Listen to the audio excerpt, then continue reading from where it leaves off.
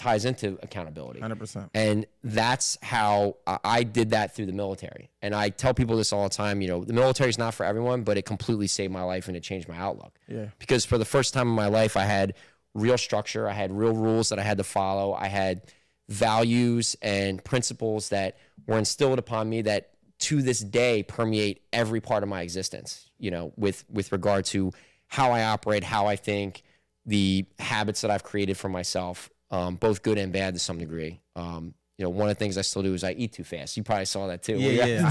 He was done his shit before I scoop my food down in 2 seconds. Yeah. But you know, that sense of self-discipline is something that's very much lacking, I think, in today's youth. And I think that's the hard part about, you know, why there's so much crime. I think, you know, not to bring it through, this way, but you know, with the crime with the youth nowadays, I think, you know, we see so many young kids with guns 100%. committing shootings, carjackings. And, you know, I always ask myself, like, well, why is this happening? What can we do to change it? And how, like, why is this such a phenomenon that's occurring? Yeah. And I think that, you know, the first part, you know, is very obvious. There's just an incredible amount of access to weapons. I mean, you can 3D print them.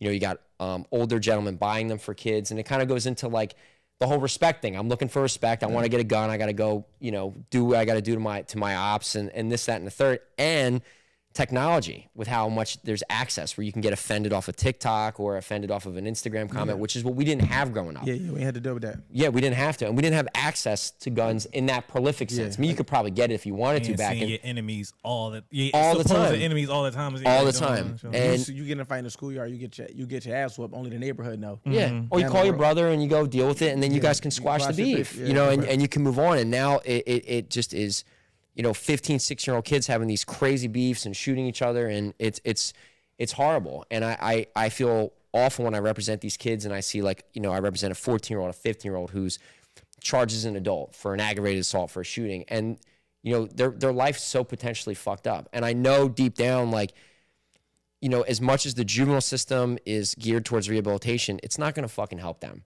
They're going to go up to placement. It's going to be the same shit. They're going to get the same resources. That's going to just further entice but them. It's just going to make them want to rebel. 100%. Because especially when you go to jail or when you're in placement, there's a culture there that isn't really conducive, doesn't help you when you go out. And I wish that there was a better way to say. You think military school would be better? I think absolutely. Like, that would be a better alternative for these kids? Absolutely. I like to go to fucking war. Like, yo, no, not war. Not even war, but I think if you send these niggas to war, like, y'all want to go shoot somebody, go do some shit over there. I'll tell you. Or military school. Right, but to some degree, like, if you have a 17-year-old kid who's troubled, who comes from a busted home, who, like, has no direction, say, look, you're charged with you know, some horrible crime or some, you know, you're carrying a gun. If you go and join the military and you sign a 4-year contract and you go away, I'll find you not guilty. I'll terminate your case. And then you're not only presenting that young man with an opportunity to completely change their life, but you're presenting them with an opportunity to instill values of hard work, instill some self-discipline. And it's ultimately, at the end of the day, like, it ties back to, it's on that young man to make that decision. 100%. No one can force you to go in and do that. Jail or this, essentially. But you go to boot camp, you do what you have to do, you get yelled at, you do 1,000,000 push-ups, and it's not fun, you don't have a cell phone, but you build a sense of camaraderie with other people, and you learn to lead, you learn to be an effective follower, you learn to do things, you know, have good habits, you know, make your bed, clean your weapon, press your uniform. That one gives motherfucker another weapon, then he just go with this shit should be contingent. But I mean, how fun? But you can, I mean, even also, like, on a joking thing. Proper gun management is but how many people you think would take that offer though? I want to. So I think that, like, percentage wise. Some people just feel like they would just go to some people is more comfortable just going to jail. I agree. I'm gonna tell you. That's why I kind of think it need to be a force. Yeah. Some people are more comfortable going to jail because they get to get snacks and they get to be in a day room. Everybody know there. But we can't do forced conscription though. That's the problem, because you can't force someone to join the military. Yeah. That's why we have the draft. But I mean, giving them at least the option and saying, look, you can avail yourself to this. So maybe them people come out without a record. Maybe we incentivize. Yeah, them. come out without a record. You come out spotless, no record. You come out without a record. You still think they're going to jail? I'm saying draft. Like, this nigga's crazy.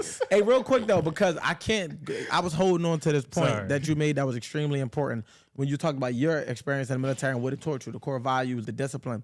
That is also what lacks in a fatherless household. For sure. Correct. So it's like that key component is why the young men don't want to take accountability because the maternal parental figure is going to parent from a nurturing, loving standpoint and a protecting standpoint. So it's more let me find a way for my child not to be wrong than it is let me hold this child accountable to strip them of sad behaviors that can sprout into something that could be drastic for everybody. And they don't see dad coming home like after a hard day's work, giving mom a kiss and saying like, hey, I had a hard day at work, or saying, you know, go to school, pay attention. It's important because I was able to get this job and this is how I was able to do it, and having those values. And when you're deprived from a father figure that can sit down and have like essentially a no bullshit conversation with you as a young man and say, listen, you know, it's not easy. Yeah. You're going to have days that are going to fucking suck, that you're going to want to give up, that you're not going to want to go to work, that you're going to want to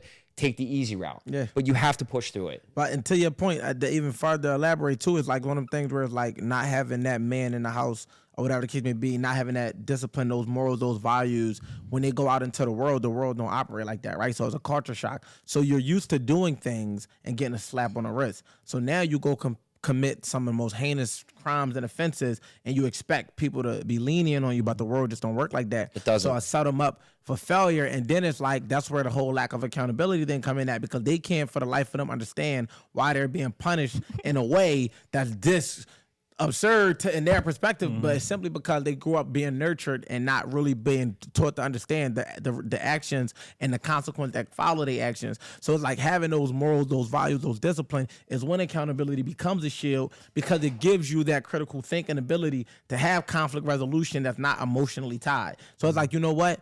If I do this, it might be some serious consequences behind this, whether by the law or just by way of somebody wanting to be, you know, that becomes my opposition. With when you just being parented from love, and then you start to become a rebel, right? Because it's like, all right, you're loving me, you're protecting me, but you're also stripping me of my freedom. I'm going to go out here and do whatever the fuck I want to do because I'm not used to getting in trouble at home. And that's the culture of easiness. That's the expectation of easiness that has permeated our cultures. Yes. Everything should be easy. Everything should be handed to me. Everything should be easy. And when we stray away from that aspect of running towards things that are difficult, or availing yourself to things that are difficult, which inevitably cultivate good self-reflection. It cultivates learning. It cultivates self-discipline, you know, and that's what really reins it in on a deeply personal level. Because like you say in your book, like the only person that can change is you. I mean, you have to set your own boundaries. You have to set your own principles.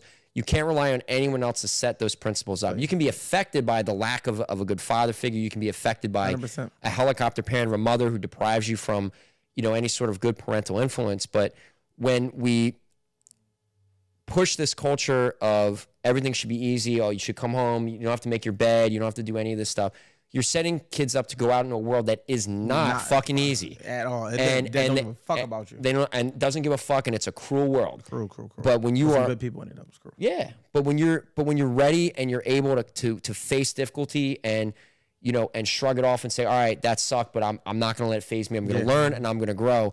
It creates more accountable people, and we need that more than ever with young men. We need more examples of people that have been there, that have struggled, that have done hard work, and even more so in my mind, more than ever, especially with this problem, is men who have changed their lives around, who have lived that life, to be able to mentor these kids and say, please don't fuck your life up in the way that I fucked my life up. And that's why I always try to be very adamant about mentoring, right? Because it's like, my brother said something that was interesting to me, because I got real bad survivor's remorse. Like, it's really one of them things where it's like, when you grew up in environments and people you love, the people you recognize, you're familiar with, you knew these people since y'all was toddlers.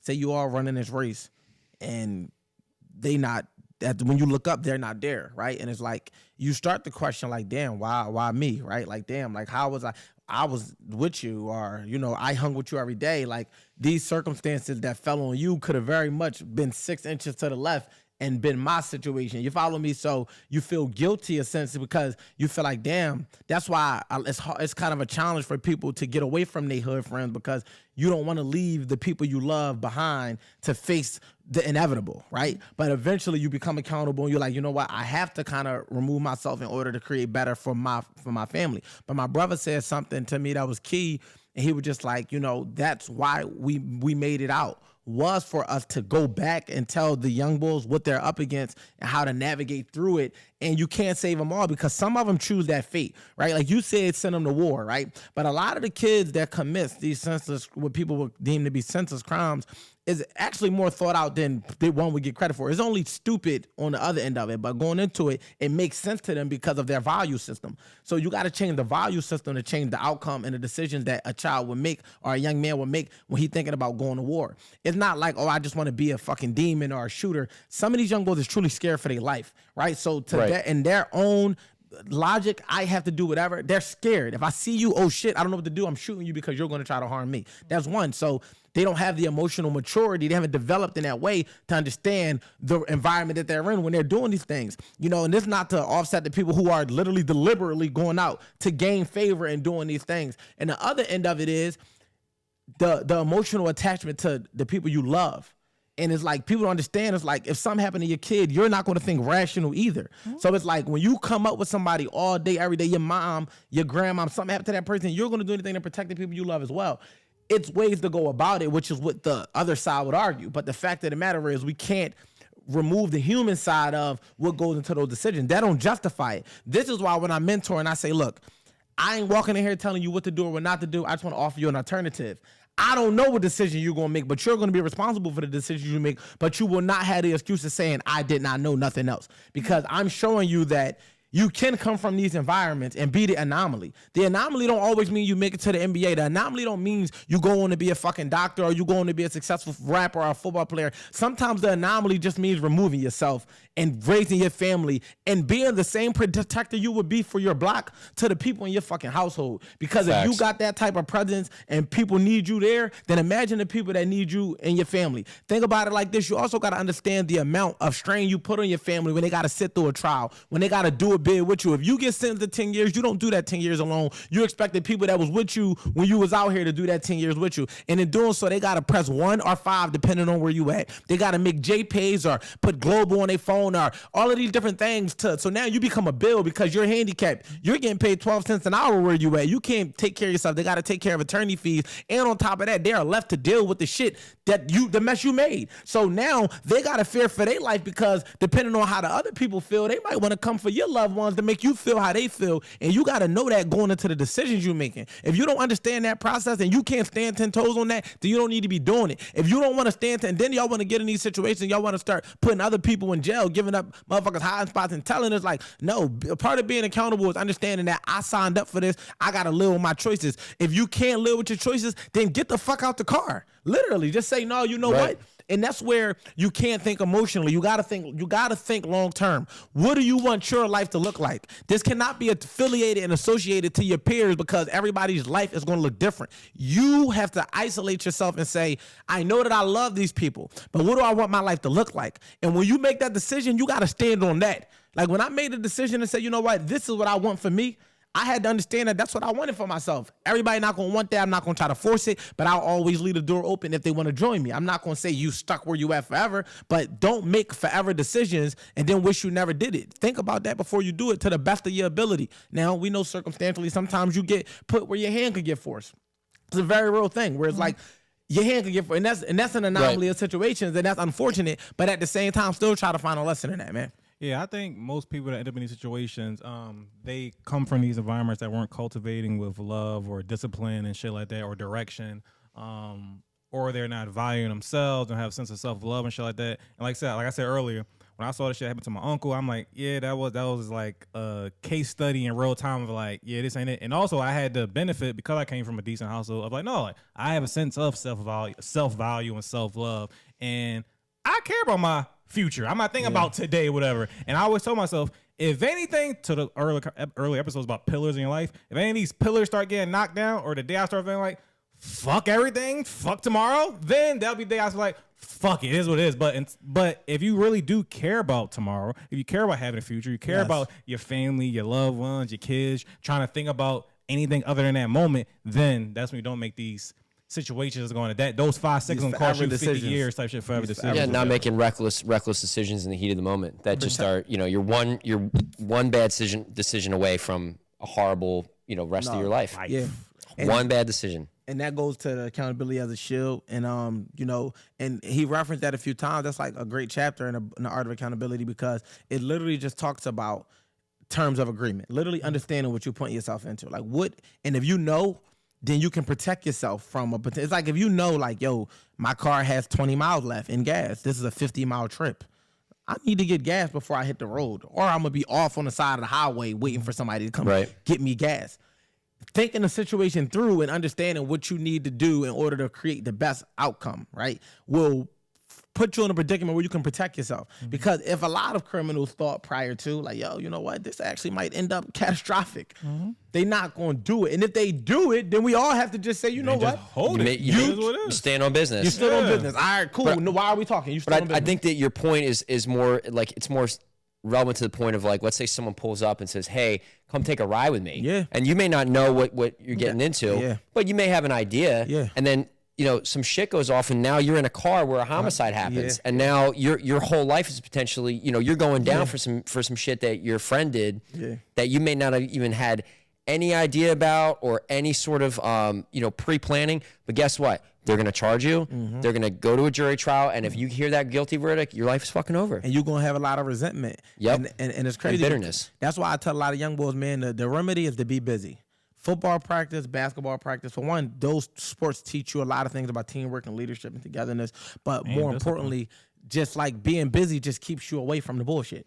You would rather be busy than bullshit. And so do extracurricular shit. Who gives a fuck if they call you weird or whatever.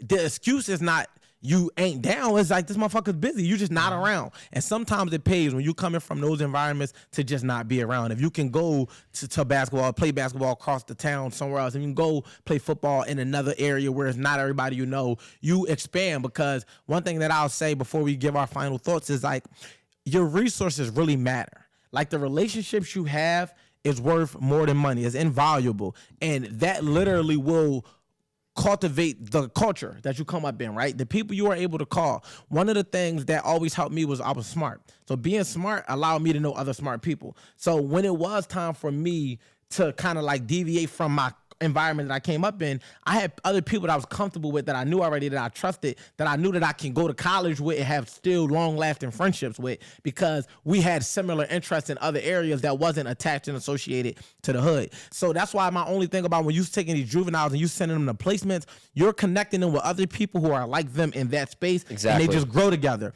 The best thing would be to isolate them in an area that's unfamiliar, to force them to learn culture shocking behaviors that's different than like what they're accustomed to. That's why when you said it, I was like, yo, sending juveniles to military school might actually be cool, because it's going to be a culture shock of having to be disciplined. You can't have that. Nobody can't tell me nothing. I'm such and such. I'm this. I'm none of that fucking matter. You in here, you're going to do these push-ups like the rest of you. You're going to be disciplined. And when men start to be disciplined for their actions, you know, then they don't do it. Like, the only thing that protects you in any environment is the consequences that could arise from what you do. And if it's no consequences, anything is possible. So with that being the case, you know what I mean? I just think, as a young man, you watching this, I hope you could take something from it. I want you to elaborate on where they can find you and all that, but give your final thoughts as well. So we'll do that. Just find things that you can do that you enjoy. Meet people that's in the things that you love to do that's different than the environment you come up in, and lean more towards that. No matter, and be okay with being looked at as whatever, because that won't matter in 10 years. I guarantee you. You know, and do things that are difficult. I mean, ultimately, at the end of the day, you're going to find yourself, and you're going to find a more, you know, ingrained sense of your self-purpose when you push yourself either mentally, physically, or spiritually beyond limits that you have either self-imposed. And you will learn a lot about yourself. And it's not even just in the military where, you know, you're in those moments where it's pouring rain in the mud and you're wet, cold, and hungry, and, you know, you hate your life, but you get through it. And any sort of physical activity, whether it's an extracurricular like sports or boxing or whatever you're going to do, you know, find yourself. And it will teach you self-discipline. It will teach you accountability, and it will help you make better decisions going forward, so you don't end up a statistic or in a position that you are going to spend years of your life trying to rectify in the future. So that would be my final thought.